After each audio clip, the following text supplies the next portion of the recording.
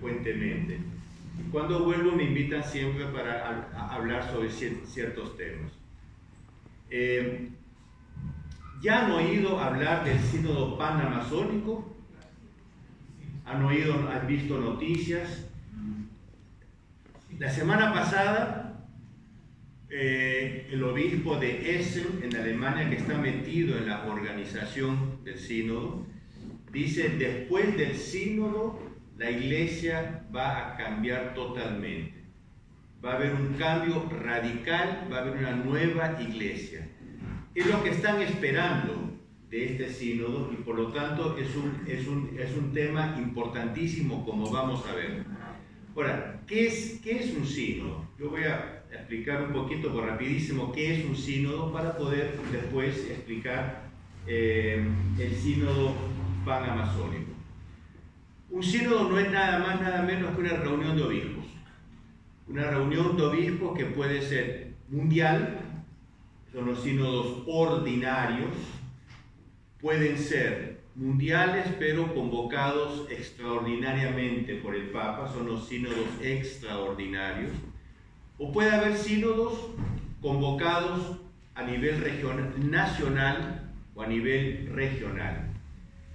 En este caso se trata de convocar a los obispos de los países que tienen territorios amazónicos.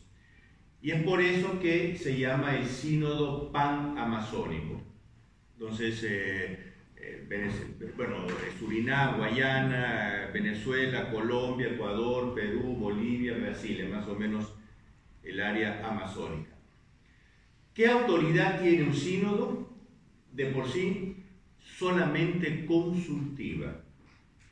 Un sínodo trabaja sobre un documento. Primero se saca un documento previo, que es el documento preparatorio. Se elabora después lo que se llama un instrumentum laboris, que es un documento ya para trabajar en el sínodo.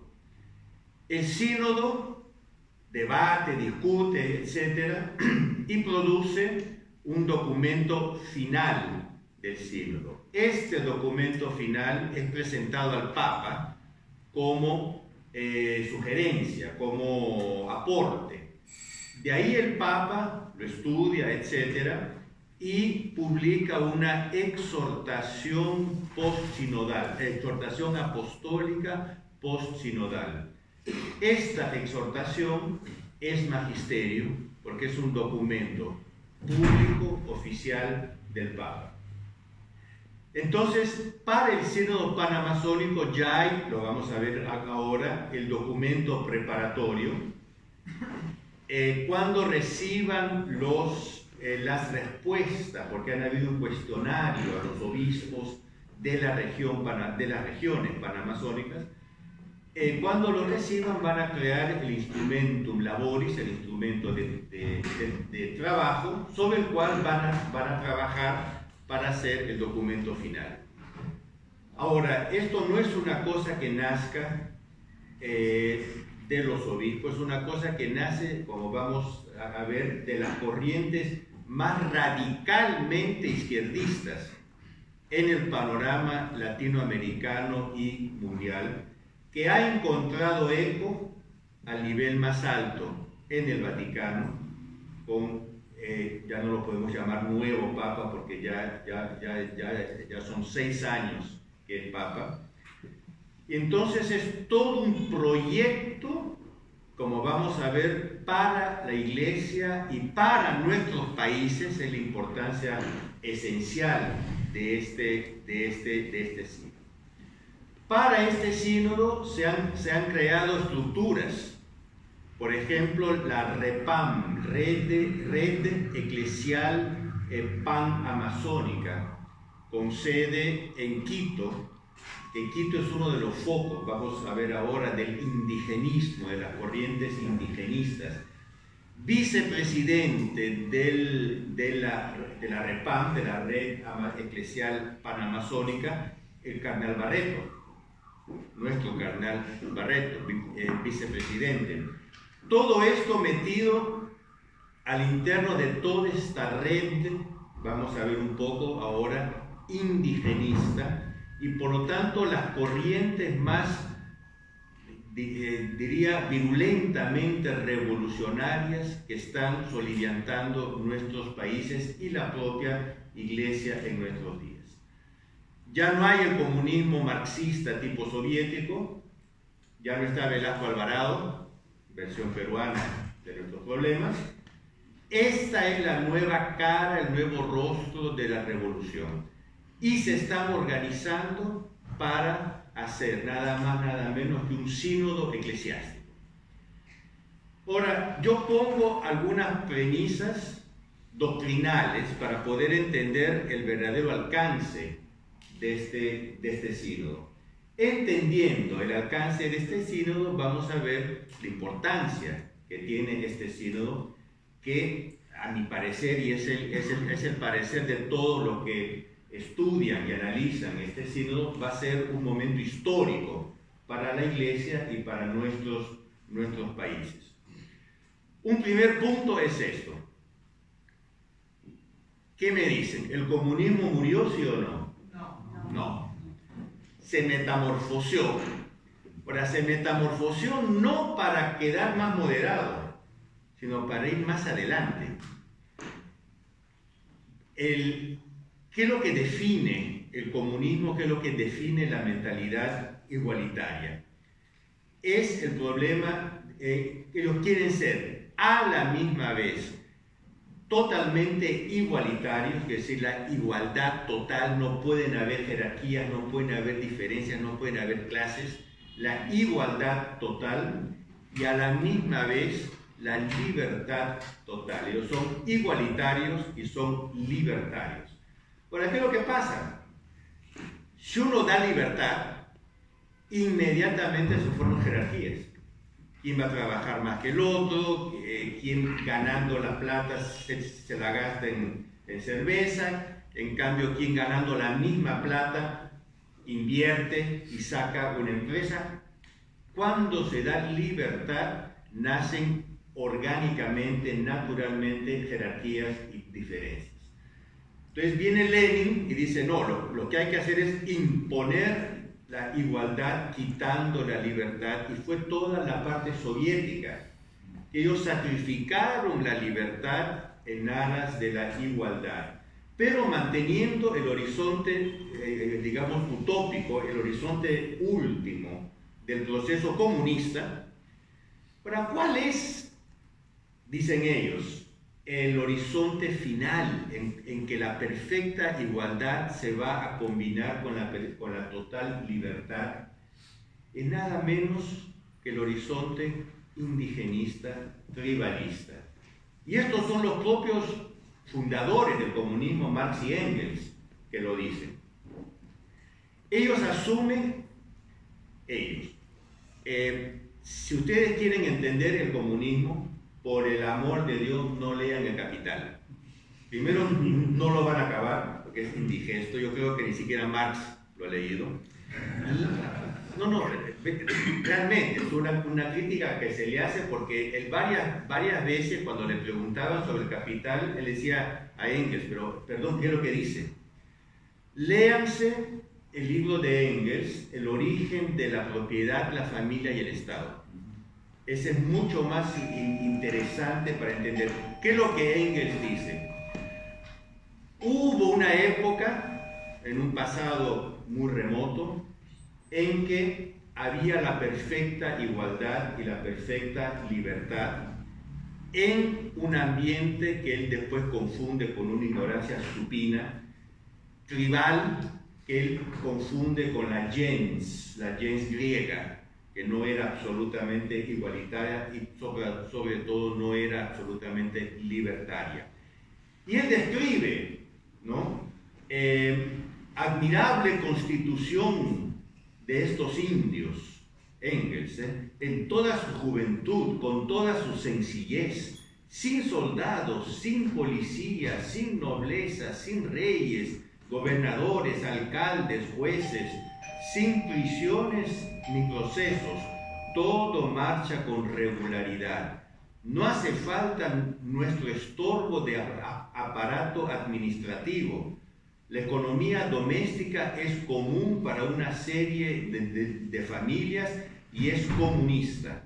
El suelo es propiedad de todos, todos son iguales y libres. Es el mito del bon sauvage, ¿no? De Rousseau, es el mito de una era originaria que nadie sabe cuándo fue, ni cómo fue, ni dónde fue, de un estado tribal, primitivo, perfectamente igualitario y libertario. Ahí dice Engels, pero no solo él, sino los comunistas, los marxistas, dicen, a un cierto punto, en este estado idílico, perfecto, hubo una especie de pecado original. Evidentemente, esa es una expresión que estoy usando yo para que lo entiendan, él no usa la expresión, pero hubo una especie de pecado original, que fue que esta gente que pensaba en términos de nosotros, alguien comenzó a pensar en términos de yo. Yo. ¿Y quién piensa en términos de yo, que se nace el individualismo? Comienza a pensar en términos de mío. Y comienza a decir, este vaso es mío. Y yo me voy a tomar medio vaso y le voy a vender el resto a César para ganar plata. Y con esa plata me voy a comprar nace la propiedad. Entonces, el pecado original, el pecado fundamental de la sociedad es la propiedad privada. Yo me apropio de los medios de producción. Ahora, no me quedo con eso. Ya que nació esta cosa horrible, que es la idea de yo y por lo tanto de mío, ¿por qué tengo que dividir esta chica tan bonita con todos los de la tribu? No, señor, esta es mía, es mi esposa. Y hay quien la toque, los celos, nace la familia. Entonces, la familia tiene el mismo origen de la propiedad, que es la idea de mío, o en este caso de mía. Es curioso que estos comunistas originales pensaban en términos machistas, ¿no? Porque no pensaron que era la mujer que se apropiaba del hombre, sino siempre el hombre de la mujer. Eran todavía muy atrasados respecto a ciertas tendencias de hoy. Ahora, a las tantas, 4, 5, 6 personas ya tenían su propiedad, su familia, y otros no tenían, que quedaron desposeídos. Nacen las clases sociales. Entonces, los que tenían propiedad comenzaron a hablar entre ellos y decir, oye, es mejor que nos organicemos para crear una situación por la cual estos que no tienen nada no nos la puedan quitar, y asumen el poder, que no es nada más nada menos que la propiedad privada de la autoridad. Nace el Estado. Entonces, la propiedad, la familia y el Estado tienen un origen común. Ahora, ¿qué es el comunismo? Es la destrucción a la base de la propiedad, pero con toda esta aplicación a los varios campos. Entonces, el comercio sexual. Este es el comunismo, ¿eh? No es el LGBT, es el comunismo. Abolición del Estado. Si las clases desaparecerán tan fatalmente como surgieron, el comunismo llevará toda la máquina del Estado allí donde le corresponde tener su puesto, es decir, en el Museo de las Antigüedades. Y de hecho, el preámbulo de la Constitución de la Unión Soviética decía, el preámbulo, el fin principal del Estado soviético es aplanar el camino para su autodestrucción. Porque el Estado todavía es autoridad y uno tiene que ser comunista. Ahora, todo esto, dónde se cumple, ¿sí? En la tribu.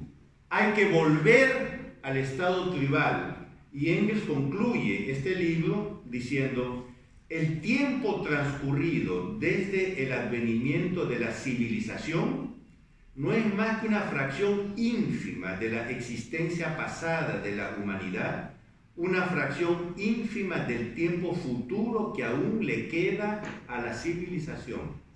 Por lo tanto, son contra la civilización. La disolución de la sociedad se yergue ante nosotros como el término de una carrera histórica. Disolución de la sociedad. Se inaugurará la próxima etapa superior de la sociedad.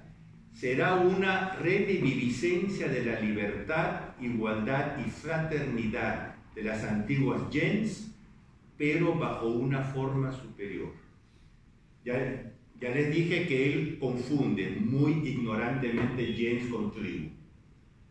Entonces los comunistas querían volver a la tribu.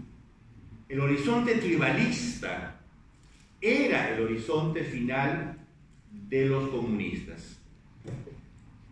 Bueno, y esto es un problema que los propios comunistas se ponían.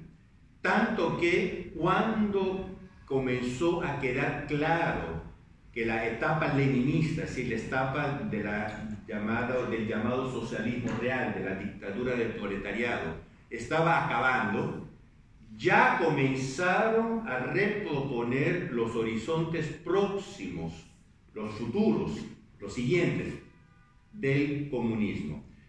Y ustedes conocen este libro de Plínio Correa de Oliveira, Revolución y Contrarrevolución.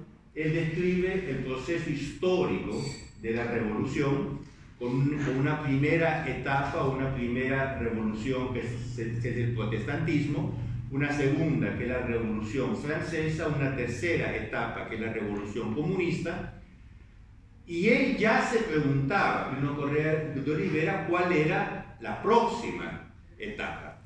En la versión original del libro, del 59, él mencionaba, insinuaba esos nuevos horizontes. En la adaptación que hizo en el 76, él escribió toda una tercera parte sobre los nuevos horizontes del proceso revolucionario, del postcomunismo. Y él dice: ¿cómo se puede pasar a esta nueva fase? Es decir, a lo que sería una cuarta revolución. Es imposible no preguntarse si la sociedad tribal, soñada por las actuales corrientes estructuralistas tribalistas, da una respuesta a esta indagación.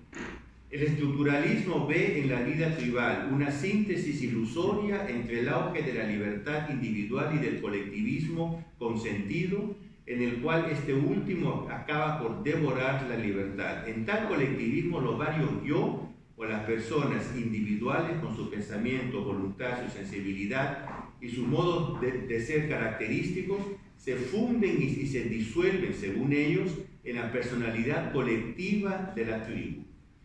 Y después explica, y a un cierto punto tiene esta frase, vamos a ver la importancia de esto. Dice: al hechicero le incumbe mantener en un plano místico esta vida psíquica colectiva por medio de cultos totémicos, etcétera, etcétera. Y él escribió en el 76 este libro. Esta es la edición nueva, la edición de los 30 años después. Tribalismo indígena, ideal común misionario para el Brasil del siglo XXI. En el año 76, ya explicando todo este horizonte tribalista. Yo estoy tomando un poco de tiempo para dar estas premisas, porque cuando uno habla de tribalismo, naturalmente dice: tribalismo, ese nos está contando un cuento chino, ¿no?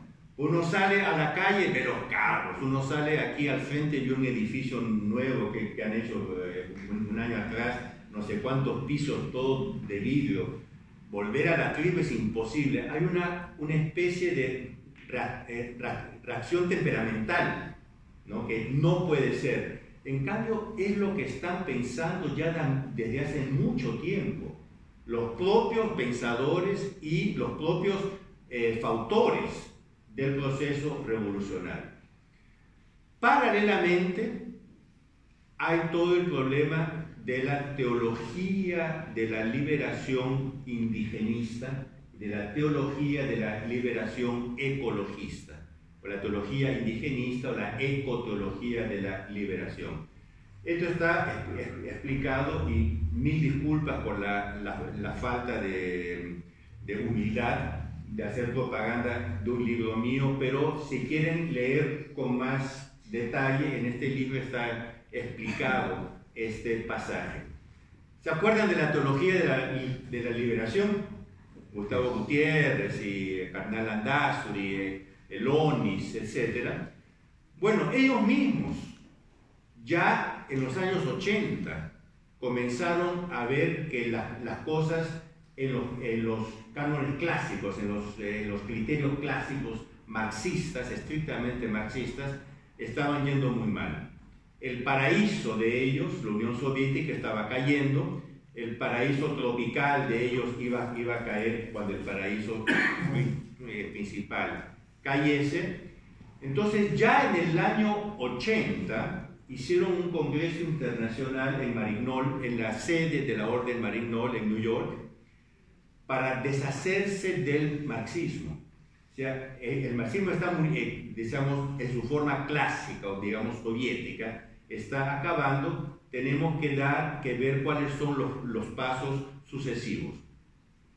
Entonces, elaboraron toda una serie de pistas de análisis y por lo tanto pistas de praxis también, transportando lo que era el núcleo de la teología de la liberación a nuevos campos. ¿Y el núcleo qué es? Es la dialéctica entre opresor-oprimido. El opresor que oprime, el oprimido que tiene que liberarse.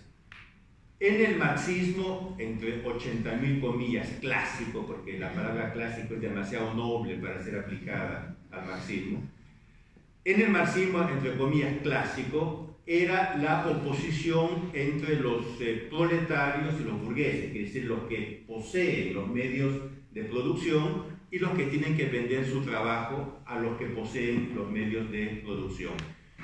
La necesidad de liberar el proletario con una revolución socialista, una revolución comunista y establecimiento de una dictadura del proletariado. Entonces ellos dicen, bueno, pero las opresiones no son solo esas económicas. Hay opresión de sexo, hoy diríamos de género. Los hombres evidentemente oprimimos a las mujeres, que son una clase oprimida. Hay que liberarla.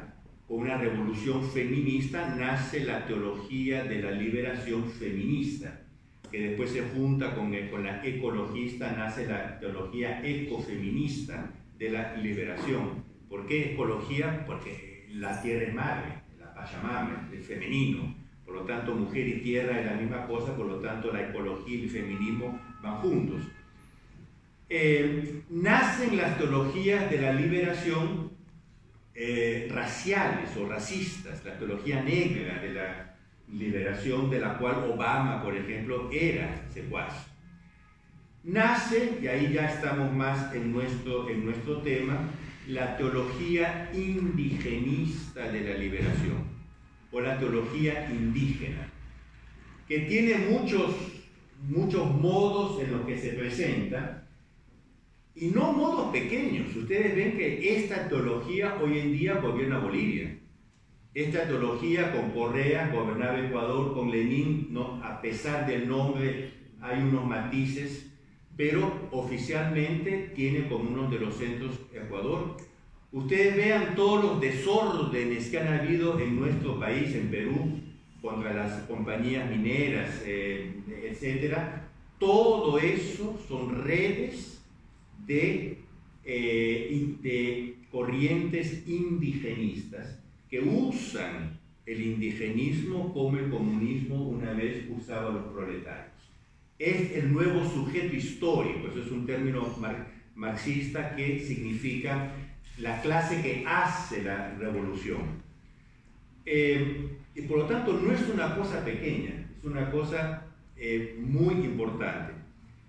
Yo, otra premisa, estoy poniendo los varios puntos para que entiendan cómo todo confluye después en el sínodo pan-amazónico. La pata, porque no hay otro modo de decirlo, la pata de la Internacional Socialista. La Internacional Socialista, por lo tanto, a nivel ideológico, político y cultural, el organismo que promueve la revolución izquierdista en el mundo. Ustedes vean que, por ejemplo, en España, la revolución del PSOE, que es del Internacional Socialista, fue eso, que no es más moderada, no es más moderada, es más radical, porque ya va hacia la liberación total de los instintos, va hacia la cosa del matrimonio homosexual, hacia la cosa del género, del aborto, etc. La Internacional Socialista, desde ya los años 60, comenzó a trabajar muy asiduamente, muy metódicamente en el postcomunismo, porque ellos también veían que la cosa día más, día menos iba a acabar. Y comenzaron a publicar toda una serie de estudios ecologistas. Ellos trataron más que el indigenismo propiamente, el ecologismo, que después se junta con el indigenismo. Fruto de esta elaboración son las series de vértices de la Tierra, de Earth Summits, que han habido, el primero en Estocolmo, en el 1972, el segundo en Río de Janeiro, que fue el más importante, 1992, fue la reunión más importante de toda la historia del mundo. Habían 150 jefes de Estado, 3.000 no sé cuántos ministros, 20.000 periodistas, entre los cuales yo, porque participé como periodista, claramente, etc. Hubo después, 10 años después, en África del Sur, Johannesburg, 2002, una reunión, porque deberían ser cada 20 años. No sé por qué hubo, a los 10 años de Río, hubo esta en Johannesburg. Y después la última fue la de Río más 20, fue de nuevo en Río de Janeiro en el 2012. Todas estas reuniones internacionales de altísimo nivel, hechas oficialmente por las Naciones Unidas, concretamente por un programa que se llama UNCED, United Nations Conference on Environment and Development, de las conferencias de las Naciones Unidas sobre el medio ambiente y el desarrollo, han publicado en todos estos años, han aprobado, han votado y aprobado en todos estos años toda una serie de documentos. Algunos son tratados, otros son convenciones, como por ejemplo la Declaración de Río, es un tratado, la Agenda 21, es un tratado firmado por todos los países del mundo.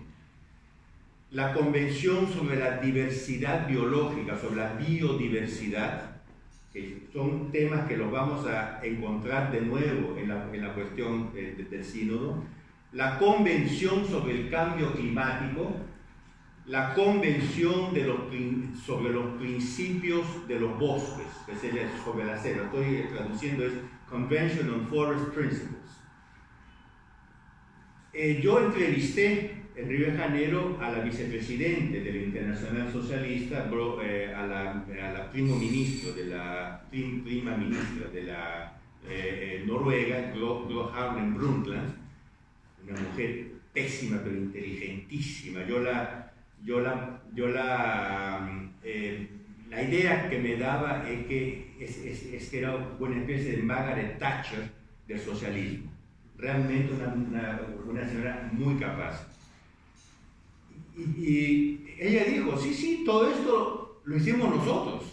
Esto es obra del Internacional Socialista, metida después de las Naciones Unidas e impuesta por las Naciones Unidas a nivel mundial a través de estas maxi reuniones.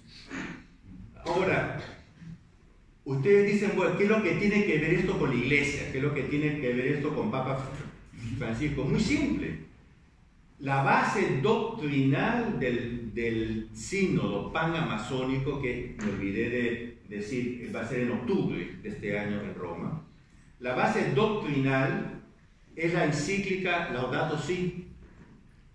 ¿Y en qué se basa la Laudato Si? Se basa en dos cosas: teología ecologista e indigenista de la liberación, tanto que Leonardo Boff, teólogo de la liberación apóstata, él se vanagloriaba de haber sido el principal autor de esa parte de la encíclica Laudato Si, y toda la segunda parte de la encíclica Laudato Si son los documentos del Internacional Socialista. Tanto que la encíclica Laudato Si dice que estos documentos del Internacional Socialista son proféticos. Proféticos. Ahora, ¿qué es lo que dicen estos documentos? Si nosotros, entendiendo un poco lo que dicen estos documentos, vamos a entender lo que pretende el sínodo panamazónico. Disculpen, todas estas son premisas, pero ya van a ver que una vez entendidas las premisas, el tema va a salir muy fácil y muy rápido. Un primer punto es el concepto de desarrollo sostenible. No sé si lo han escuchado mencionar, desarrollo sostenible. ¿Qué es lo que dicen?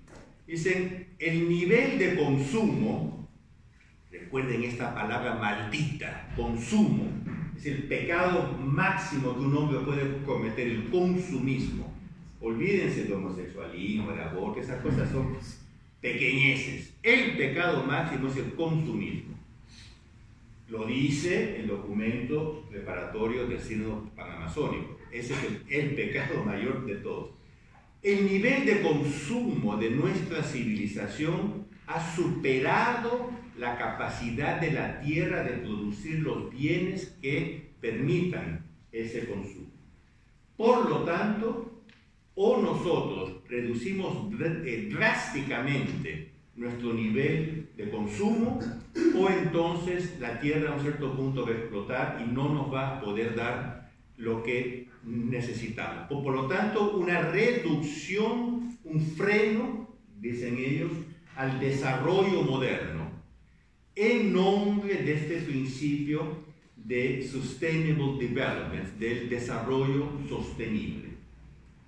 Después eso es una estupidez completa, porque al mismo tiempo la FAO, la Food Administration Organization de la ONU, ha calculado que, por ejemplo, solo el Brasil, bien cultivado, podría alimentar a todo el mundo.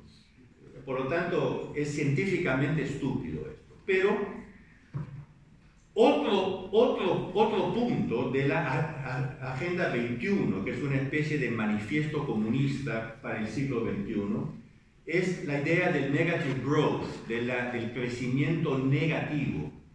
¿Sí? Ahora lo que hay que, no podemos seguir creciendo. Si yo me recuerdo a la señora Glo Harlem Brundtland, decía, no podemos seguir creciendo. Era muy enfática, ¿no? Entonces lanzan la idea del negative growth, del crecimiento negativo. Ahora uno dice, bueno, pero entonces, ¿qué es lo que tenemos que aceptar? Porque si ponen como modelo el modelo indígena, y aquí es que se juntan la ecología con el indigenismo. Los indígenas tendrían un modo de ver la vida, que después lo vamos a analizar, que es lo que se llama hoy el buen vivir. ¿Cómo se llama el quechua? Suma causa en quechua. ellos tienen la fórmula ancestral del desarrollo sostenible dentro de una austeridad. Entonces, proponen el modelo tribal en los documentos de la ONU. Ahora, no los tengo en la mano todos, solo la Agenda 21 tiene como 800 páginas, y les juro que me las leí todas, pero ellos proponen los modelos tribales, porque son los únicos que pueden mantener un nivel de bienestar, de bien vivir, como dicen, de summa causa, con un nivel de desarrollo sostenible. Otra cosa que ellos proponen es que la ecología es un problema mundial. Lo que haga el Brasil afecta el Perú, lo que haga el Perú afecta a Bolivia. Por lo tanto, no existen fronteras. El problema es universal, es mundial, y la ONU como el papá del mundo tiene el poder para intervenir en los países en caso de que no quieran aplicar estos tratados. Llegaron incluso en Río, y esto fue el representante francés, a levantar la idea de una policía ecológica internacional. Si usted es dueño de una industria papelera, ustedes saben que las industrias papeleras son muy poluyentes, muy contaminantes, ¿no? Le mandan la policía ecológica de la ONU y se la cierran. Una nueva lucha de clases, por lo tanto, las realidades indígenas contra las realidades capitalistas, desarrollistas, o como Papa Francisco dice, extractivistas, y la aceptación de las religiones tribales. Entonces, esto es lo que los documentos calificados de proféticos en la encíclica Laudato Si del Internacional Socialista. Ustedes dirán, bueno, pero no son documentos de la ONU. Son documentos de la ONU, pero como dije, la Internacional Socialista se asume la paternidad. Con todas estas ideas en la cabeza, vamos a entender perfectamente, y ya esta parte va a ser un poco más suave, más rápida, el documento preparatorio. El documento preparatorio del Sínodo Pan-Amazónico, que tiene como título Amazonía, nuevos caminos para la Iglesia y una ecología integral. Por lo tanto, ecología integral, que no es salvar este árbol, es integral, es toda una visión de las cosas que tiene que cambiar, y tiene que cambiar la misma Iglesia aceptando esta nueva visión. Por lo tanto, es una revolución social, cultural y eclesiástica que ellos quieren hacer. Tanto que, como dije, el Monseñor Joseph Overbeck, obispo de Essen, Alemania, pero miembro del comité organizador del Sínodo Panamazónico, dice esto: después del sínodo, entre comillas, después del sínodo nada será como antes. Habrá una ruptura total en la Iglesia Católica. Ahora, ustedes dicen, esto es peor que Lutero. Y sí, que Lutero tocó ciertos aspectos de la Iglesia. Él no tocó otros. Estos quieren una ruptura total con la Iglesia, que ellos ya lanzaron el eslogan, y el eslogan es una iglesia con rostro amazónico. Una iglesia con rostro amazónico. Ahora, ya vamos a ver qué es lo que quiere decir. Y cito esto, entre comillas, sacado del documento preparatorio, de la introducción del documento preparatorio. Las reflexiones del sínodo especial superan el ámbito estrictamente eclesial amasónico, porque se enfocan a la Iglesia universal y también al futuro de todo el planeta. Esta gente quiere cambiar la Iglesia universal y quiere cambiar el planeta. Uno dirá, ven, no lo van a conseguir. Sí, la cosa es esta, las revoluciones se hacen así, se proponen metas aparentemente utópicas, digamos lo que decía Maquiavelo, ¿no? En sus consejos al príncipe. Si quieres alzar los impuestos al 50%, di que los vas a alzar al 90%. Va a haber una protesta terrible, dice, no, vamos a hacerlo solo 50%. Está perfecto. Y la gente, Maquiavelo, es uno de los consejos que da. Todas las revoluciones fueron hechas así. Entonces, la Iglesia universal y también para el futuro de todo el planeta.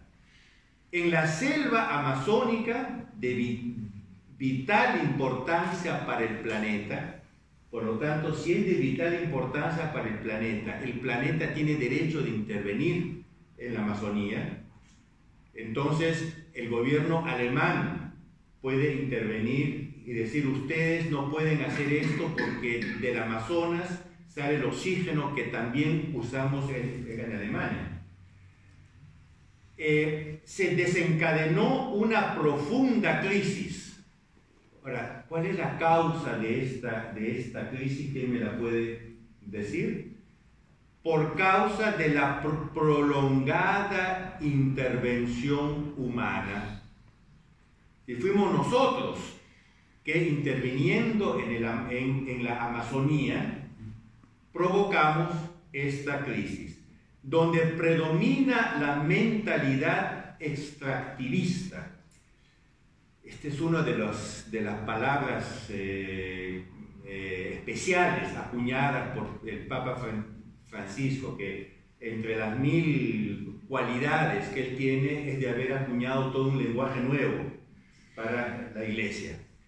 Periferias existenciales y cosas de género. Una de sus expresiones es esta de la mentalidad extractivista. Mentalidad extractivista es que, por ejemplo, usted es un extractivista total, porque tiene un fondo, planta, extrae y un poco come, un poco vende. No puede ser así, es mentalidad extractivista, que no es nada más, nada menos que la mentalidad industrialista, desarrollista, que es el único camino que hay para modernizar una sociedad. Los indios han sido víctimas de un neocolonialismo feroz e enmascarado de progreso que tiene que acabar. Vean, la misma idea de progreso basada en una mentalidad extractivista hay que cambiar. Entonces, ¿qué es lo que hay que hacer? ¿Cuál es la finalidad del sínodo?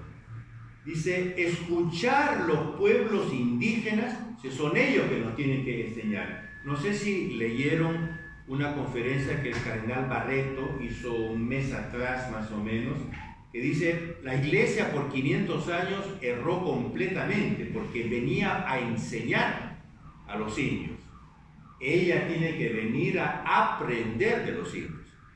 Casi que me daba esto. Entonces, ¿usted qué hace como cardenal?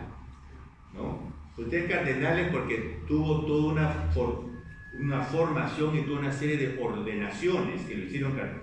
Pero bueno, son los indios que son los primeros interlocutores para la Iglesia universal. Porque recuerden que esta Iglesia del rostro amazónico es el modelo de iglesia que ellos van a presentar para todo el mundo. Queremos saber, todo esto es citación entre comillas del documento preparatorio. Queremos saber cómo imaginan los indios su futuro sereno, cómo imaginan el buen vivir, cómo podemos colaborar en la construcción de un mundo que debe romper con la mentalidad de colonización? Entonces, yo aquí hago un pequeño paréntesis que tal vez lo debí dar cuando explicaba la teología indigenista. ¿Qué es lo que dice la teología indigenista? Dice una cosa tan simple cuanto estúpida. Han habido dos revelaciones, no una, dos revelaciones. Una revelación primitiva en la naturaleza, que el hombre entendía por connaturalidad. El hombre vivía inmerso en esta hermandad cósmica, por la cual entendía no intelectualmente, sino con naturalidad, casi por sentimiento, todas estas cosas del universo, del cosmos, que es una revelación porque esto fue Dios que lo hizo, pero no un Dios trascendente, un Dios que se esconde, y vamos a ver cómo el documento del sínodo habla de este Dios escondido, se esconde en el cosmos. Uno tiene que sentir este Dios. Esta es la revelación original. A las tantas, el hombre pecó contra esta revelación. Entonces Dios fue forzado a dar una segunda revelación, que es la del Antiguo Testamento y la de nuestro Señor Jesucristo, que es una segunda revelación intelectual, que es un sustituto necesariamente menos importante que la revelación primitiva. Entonces, no es la vida indígena, ¿y quién mantuvo, quién ha conservado esta revelación primitiva? Son los pueblos indígenas. Entonces, este es el motivo por el cual nosotros no podemos ir a enseñar, porque estaríamos enseñando cosas basadas sobre la revelación B. Hay que ir a aprender de los indios la verdadera revelación, a la luz de la cual nosotros tenemos que entender nuestra revelación. Entonces, padre Pablo Richard, chileno, no obstante el nombre, que es uno de los teólogos indigenistas, escribió: yo me iba con mi Biblia entre los indios, en este caso mapuches, y a los 2 minutos no sabía dónde meterla, porque la sabiduría de ellos era años luz superior a la de la Biblia. Porque claro, es la revelación primitiva. Entonces el sínodo panamazónico, vean bien, no es la iglesia que se reúne para estudiar cómo podemos hacer la catequesis con los indios, que sería una cosa no solo legítima, sino encomiable, ¿no? Vamos a ver cómo se puede fomentar, cómo se puede mejorar, cómo se puede desarrollar la catequesis con los indios. Por lo tanto, hacemos un sínodo panamazónico para tratar esto. No. Tenemos que escuchar a los pueblos. Entonces, miren la aparente contradicción. La iglesia convoca un sínodo para escuchar a los indios. ¿Cómo imaginan ustedes su futuro sereno? ¿Cómo imaginan ustedes el buen vivir? Díganos ustedes, ¿cómo podemos colaborar y díganos ustedes cómo podemos nosotros colaborar con ustedes en la construcción de un mundo que debe romper con las estructuras que quitan vida y con la mentalidad de colonización? Hay que ver hay todo un capítulo largo sobre la identidad de los pueblos indígenas, que dicen así como hay una biodiversidad, recuerden el tratado sobre la biodiversidad, hay una una diversidad cultural enorme que van juntas. Entonces hay que entender esta diversidad cultural en el Amazonas. Hay todo un capítulo del documento preparatorio. Evidentemente, si todo esto es así, lo que la Iglesia ha hecho hasta hoy está completamente errado, completamente fuera de la pista, como se dice.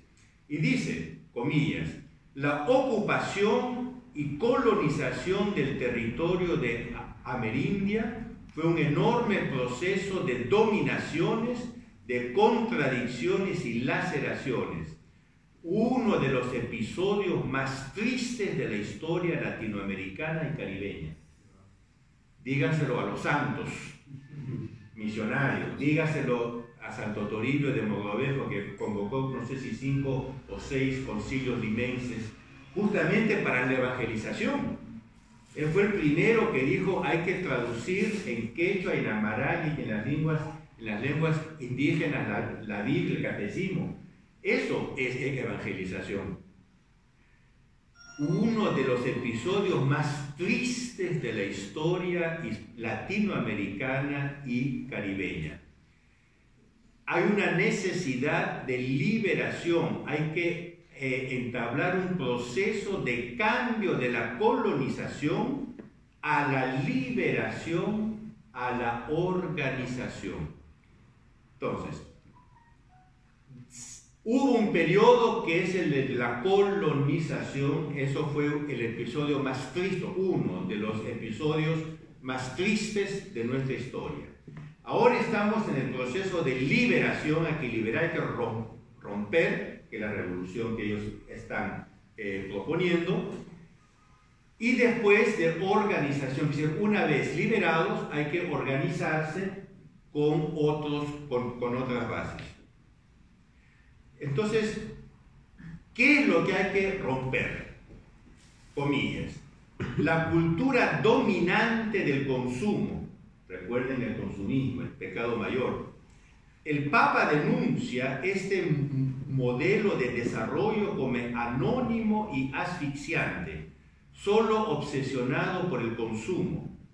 Francisco apela por la defensa de las culturas y por la reapropiación de la herencia que viene con la sabiduría ancestral, la cual propone una nueva relación armoniosa entre la naturaleza y el Creador. La tierra debe ser considerada santa y fuente de sabiduría. Es un documento pontificio, es un documento oficial sobre el cual se va a trabajar, ¿no? Pero ya vean, y sigue, ¿no? Comillas.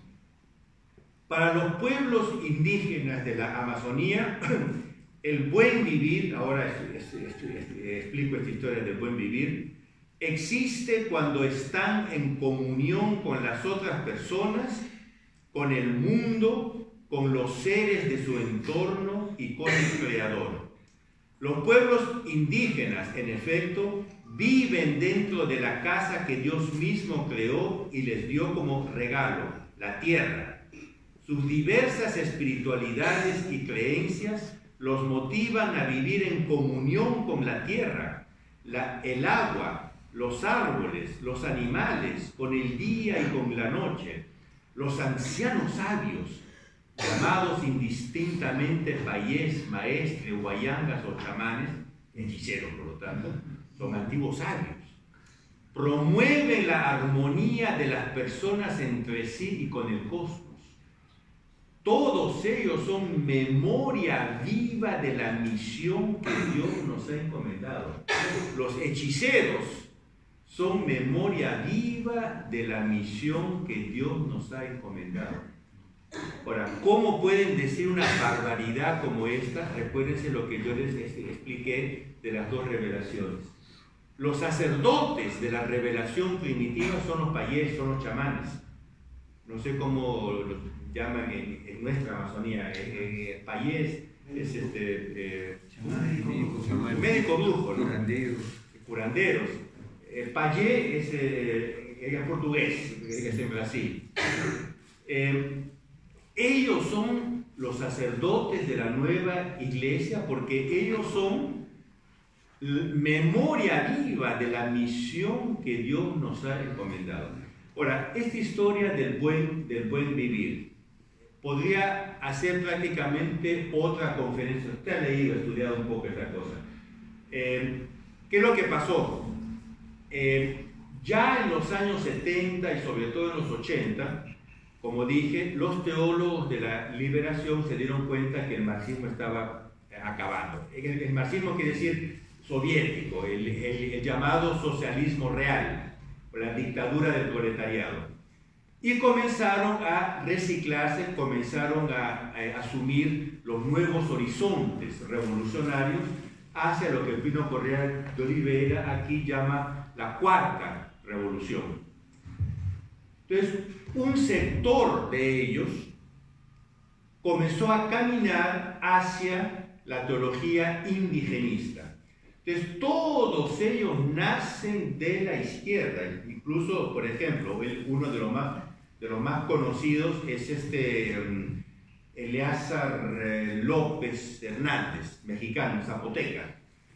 Otro, que no es teólogo, pero es un intelectual, digamos, es el actual ministro de Relaciones Exteriores de Bolivia, Choquehuanca, David Choquehuanca. Todos ellos vienen de la izquierda marxista, todos. Perdón, Choquehuanca, bien así. Ahora, todos estos vienen de la izquierda marxista, pero se dieron cuenta que con ese tren no iban a ningún lugar. Entonces comienzan a reciclar el mismo pensamiento marxista en las nuevas claves indigenistas. Y se salen con esta historia del summa causae, en la versión andina, do bon viver, que es la versión brasileña, y hay toda una serie de nombres para la misma cosa. Estos todos son nombres que dan para describir la misma cosa, que es básicamente el modelo indigenista. Un punto que ellos martillan mucho es el problema de la austeridad, que es la virtud que se opone al consumismo. Así como a la inmoralidad se opone la pureza, ¿no? Y uno tiene que practicar la pureza y combatir la inmoralidad o el libertinaje sexual. La austeridad es la virtud que se opone al consumismo. Entonces ellos proponen como modelo las sociedades austeras, por ejemplo las sociedades indígenas. En el 91, el centenario fue en el 92, ¿no? el cuarto centenario del descubrimiento de América. Un año antes hicieron una reunión mundial de teólogos de la liberación en España, en Madrid. Se llaman los Congresos Juan XXIII de Teología. Ese año trató del principio de la pobreza. Y ellos decían, el único modo que no hayan jerarquías es que todos seamos pobres. Entonces hay que sustituir, decía Juan Sobrino, español, pero una vida entera pasada en América Central, hay que sustituir la idea de la opción preferencial por los pobres por la idea de la opción preferencial por el principio de pobreza. Principio de pobreza. ¿Y quién nos enseña el principio de pobreza donde nadie tiene nada? Los indios. Entonces, el Congreso Juan XXIII de Teología, el Congreso Internacional Juan XXIII de Teología, del 92, en coincidencia con el quinto centenario, fue sobre el indigenismo. Ustedes vean cómo todo esto se junta. Ustedes recuerdan, hace pocos meses, los acuerdos de La Habana entre las FARC y el gobierno colombiano. ¿Usted sabe cuántas veces mencionan el buen vivir? 39 veces. Los acuerdos de la guerrilla comunista con el gobierno traidor, en este caso, de Colombia, no el actual, sino el anterior, menciona como modelo que las FARC, como decía Sendero Luminoso, el modelo que las FARC quieren, el buen vivir, 39 veces está mencionado el buen vivir en los acuerdos de La Habana. Ustedes vean comunismo, postcomunismo, indigenismo. Voy hacia el final, no consigo leer casi las 9 ya, caramba, perdonen. Si el pecado principal es la mentalidad extractivista, La conversión no es una conversión a la virtud, una conversión ecológica. Entonces, si el pecado es ir contra la Pachamama, contra la Madre Tierra, la redención es rescatar la Pachamama, es la conversión ecológica. Entonces ellos reinterpretan, ellos quiere decir el documento preparatorio para el sínodo, reinterpreta toda la religión desde un prisma ecológico. Por ejemplo, la encarnación del Verbo, que es la presencia inmanente de Dios en la naturaleza. Ahora, uno dice, usted que es medio teólogo, es presencia inmanente en la naturaleza porque bajo la especie de pan y vino hay el cuerpo, sangre, agua y vino. Por lo tanto, pero ustedes ven el sentido que ellos le dan, que no es el sentido tradicional, ¿no? Entonces, claro, de ahí parten para una dimensión social. Esta dimensión social cósmica de la visión evangelizadora es particularmente relevante en el territorio amazónico con la interconexión entre vida humana, ecosistemas y vida espiritual. Tanto la vida espiritual se transforma en echar la basura diferenciada porque el planeta no puede sostener, etc. Esa es la virtud de la nueva religión ecologista. Dimensión ecológica son los varios títulos que da. En el mundo todo está conectado y por lo tanto la evangelización está vinculada a un proceso integral de desarrollo humano, como lo señala Laudato Si, por un paradigma denominado ecología integral. Este es el paradigma que ellos lanzan. El paradigma, ustedes saben que lo que es el modelo que da forma a todo el resto. El paradigma de la ecología integral. O por lo tanto, no lo dicen ellos. Este no es un chiste, una broma, sino casi un miedo que tengo que ya no la llamen Santa Iglesia Católica Apostólica Romana, sino Santa Iglesia Ecologista, ¿no? De la ecología integral. Se cambia la noción de pecado, porque el pecado, lo dicen, pasa a ser pecado ecológico. Entonces vean, de la doctrina tradicional de pecado individual, porque el pecado es solamente una persona puede cometer un pecado. Juan Pablo II dijo muy claramente, uno puede hablar de pecado social en modo analógico. Pero estos teólogos pasan del sentido de pecado individual tradicional, se pasó al pecado social, que es la teología de la liberación marxista, y ahora se habla del pecado ecológico.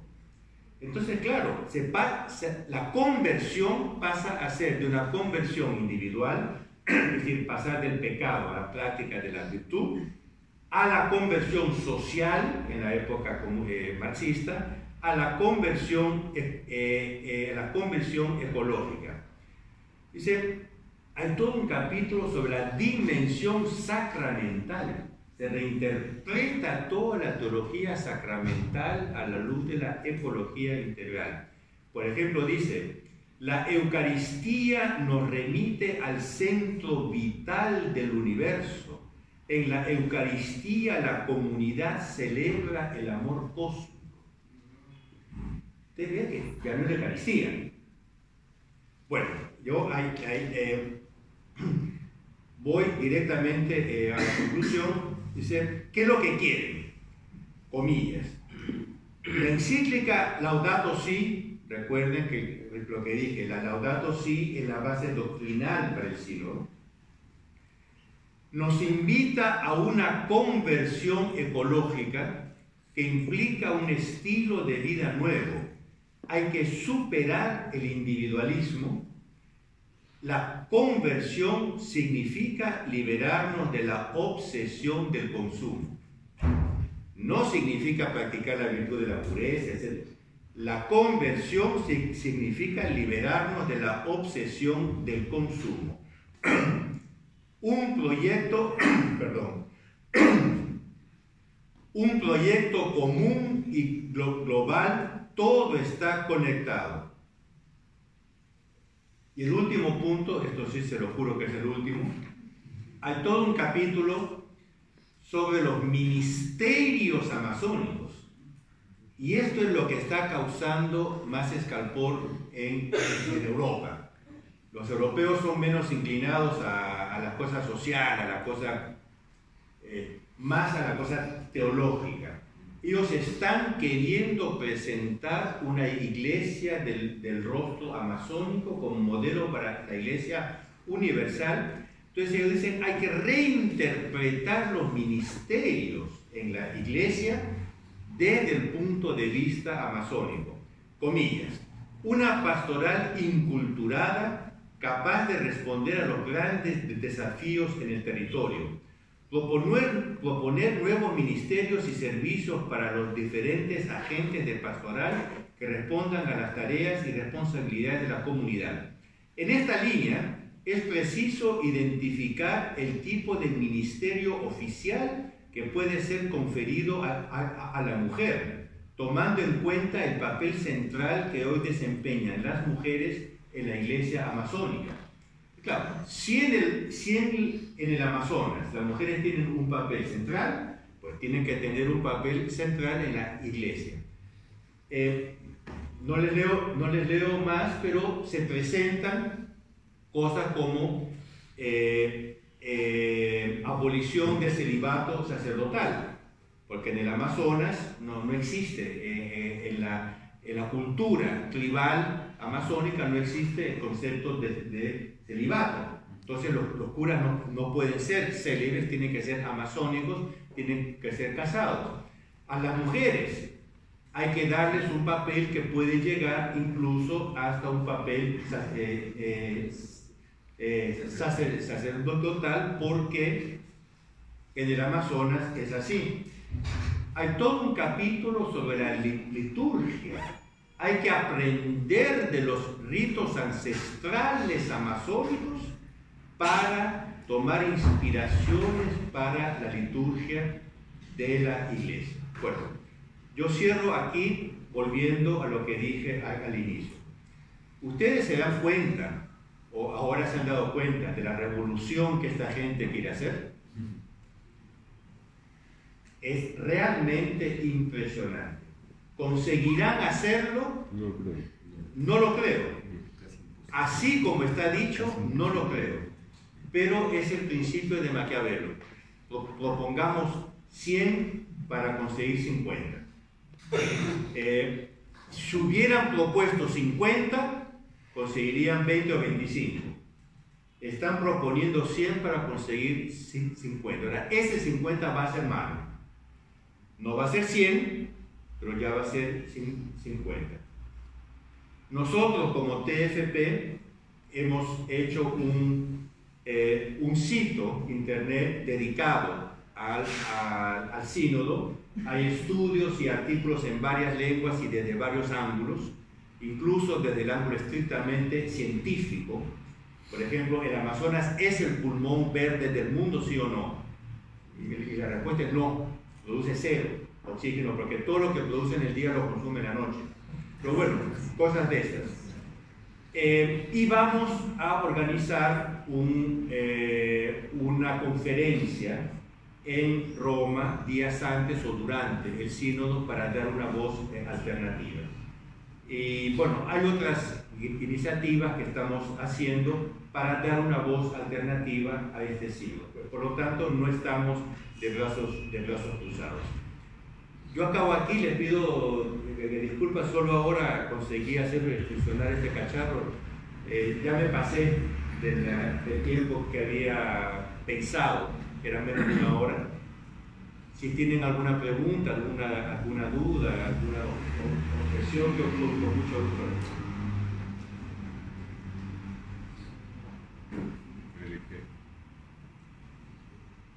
Sí. Bueno, una gran felicitación, es un verdadero placer volver a escucharlo después de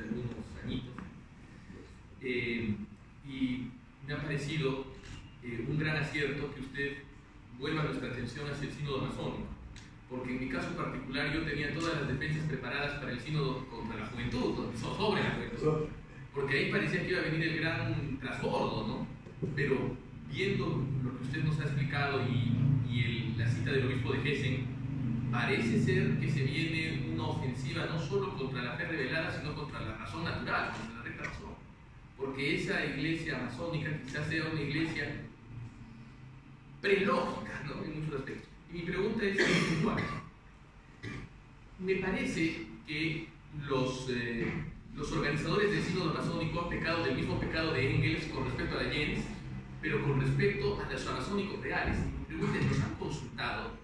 Porque cuando uno ve por lo pronto en el caso del Perú, las identidades indígenas en la selva son muy dinámicas. Uno ve a un Shipibo Conibo o a un Machiguenga siendo bodeguero y evangélico o católico, hay algunos también, porque dicho sea de paso, las sectas evangélicas tienen una tasa de crecimiento mayor a la del promedio en el Perú en las regiones evangélicas. Y luego, cuando amerita alguna situación, ya sea turística o ya sea alguna fiesta cívica o algún evento en el colegio de sus hijos, pues adopta el traje gentilicio. Entonces, la idea de estos indígenas que no consumen me parece que es bastante utópica por parte de estos monseñores. Porque otra cosa es interesante saber que ¿qué puede ser más extractivista que la caza? Y son pueblos cazadores que disfrutan mucho de la caza. Ellos hablan contra, los izquierdistas hablan contra el latifundio, claro, y después dan reservas indígenas de centenas de miles de hectáreas a pocos indios. Exacto. Y por ejemplo, conversando con algunos religiosos y seminaristas que son de origen selvático, que tienen algún contacto, lo que me dicen es que las iglesias evangélicas crecen bastante, especialmente por su mayor disponibilidad a realizar la práctica del exorcismo, que básicamente en ellos es oración de liberación, porque una de las grandes preocupaciones pastorales de la gente real en la selva es el aumento de la hechicería satánica y de los daños y de los sacrificios humanos que han vuelto a aparecer, y tanto así le digo que hubo un caso masivo de posesión demoníaca en Indiana, una ciudad cercana a Iquitos, ¿no? Y tanto así que hubo un candidato hace cerca de 10 años en un lugar de la selva llamado Balsa Puerto que salió elegido y en su programa estaba la erradicación de los hechiceros. Y salió elegido por eso y los empezó a erradicar violentamente, los empezó a matar, hizo una inquisición. ¿Y qué ocurrió? Cuando ocurrieron esos crímenes, vino el Ministerio de Cultura y trató de nombrar una comisión. Eso le voy a pasar los datos porque es muy interesante ese hecho, porque siguió siendo muy popular, ¿no? Muy popular. Luego, lamentablemente, el alcalde pasó su periodo, no fue reelecto y, un dato más, su hija murió envenenada después, ¿no? O sea, una de las víctimas del envenenamiento de Cali Guarna, del asistencialismo de Humala, ¿no? Entonces, cuando uno va y conversa con agentes pastorales relativamente ortodoxos o con gente que te lo dice, eso es lo que te dicen, que en la selva hay una emergencia espiritual, pero no por el consumo, el consumismo, sino por el demonio. Dos cosas. Todo esto vienen de indios que ya están arregimentados por las redes indigenistas. Claro. Porque el verdadero indio es muy diferente, es muy típico. Por ejemplo, en Brasil, cada año, o no sé, cada tanto, hacen los Juegos Olímpicos Amazónicos, ¿no? Y se juntan los chavantes, con todo, estoy hablando de las tribus brasileñas. Vean las fotos, todos vestidos así, hay las varias tiendas, y hay una tienda Wi-Fi, ¿no? Para cargar el celular, todas las tomadas, para todos los enchufes para cargar el celular y el Wi-Fi con la password. Porque claro, ellos hacen sus juegos, hacen sus cosas, pero están todos con el celular. Es decir, el verdadero, una de las cosas que estamos haciendo es entrevistar verdaderos indígenas. Y estamos pensando llevar indígenas a Roma para que digan exactamente lo que piensan y lo que quieren. Todo esto son instancias que son filtradas por las redes eclesiásticas o eclesiales ligadas a las corrientes indigenistas. No es la voz de los verdaderos indígenas. Eso es absolutamente, por favor. En toda la conferencia me pareció exquisita, interesante, pero el hecho es, mi cuestionamiento radica en que ¿qué hay atrás de todo esto? O sea, no veamos lo que vemos, sino lo que no vemos, ¿no? ¿Esto a qué obedece? ¿Cuál es el trasfondo? En el metaanálisis del hecho, ¿a dónde llegamos? ¿A dónde apuntamos? Hay en psiquiatría una patología hace como 6, 7 años que se define como teopatía, que es el Dios enfermo, ¿no? Ya cuando uno no representa a Dios, uno ya no viene de Dios, ya no soy hijo de Dios, soy Dios. Algo de eso voy sintiendo en todo lo que usted nos ha comentado, porque hay un poco de esoterismo, hay un poco de... Entonces mi pregunta es, ¿qué cosa hay atrás de todo esto realmente? ¿Por qué Amazonas? ¿Por qué no el Polo Norte, el Polo Sur? ¿Por qué no sé, la Luna, Marte, no sé qué, definitivamente? Pero ¿por qué Amazonas? ¿Qué interesa en Amazonas por lo que tiene la reserva de germoplasma de la humanidad y bla, bla, bla, bla, bla, y todo lo demás realmente? O sea, ¿qué cosa hay atrás de todo esto? Hay un movimiento. ¿Dónde están los evangélicos, lo que comentaba el amigo hace un momento? No está por ahí un movimiento evangélico con intención, o sea, comienzo a especular, ¿no es cierto? Pero ¿qué hay atrás? ¿Qué hay atrás de? ¿Y a dónde nos lleva? ¿Qué más? Porque nos puede llevar a un punto. Poder. Sí, estamos de acuerdo, poder, pero ¿qué más allá del poder, definitivamente? Ilusiones. Dominio. Venden ilusiones. Pero es dominio, es capacidad de acción, capacidad de dominio, capacidad de posesión, porque es una mezcla de arroz con mango, definitivamente, ¿no?